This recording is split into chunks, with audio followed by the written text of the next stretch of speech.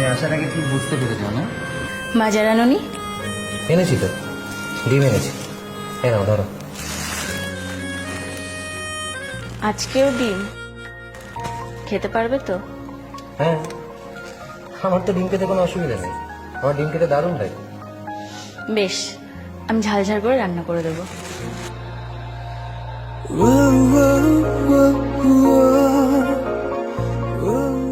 তোমার রোজ রোজ ডিম খেতে অসুবিধা হয় না? কে বলেছে আমার কোনো অসুবিধা হয় না? কি? কিছু না, বেশি করে ঝাল দেবে কেমন? বেশ, শোনো, তুমি খাওয়া দাওয়া নিয়ে কিচ্ছু ভেবো না। আমি তোমাকে ভালোবেসে 7 পাক করে বিয়ে করেছি। যত অভাব অনটনই আসুক না কেন, আমি সব সময় তোমার পাশে থাকবো।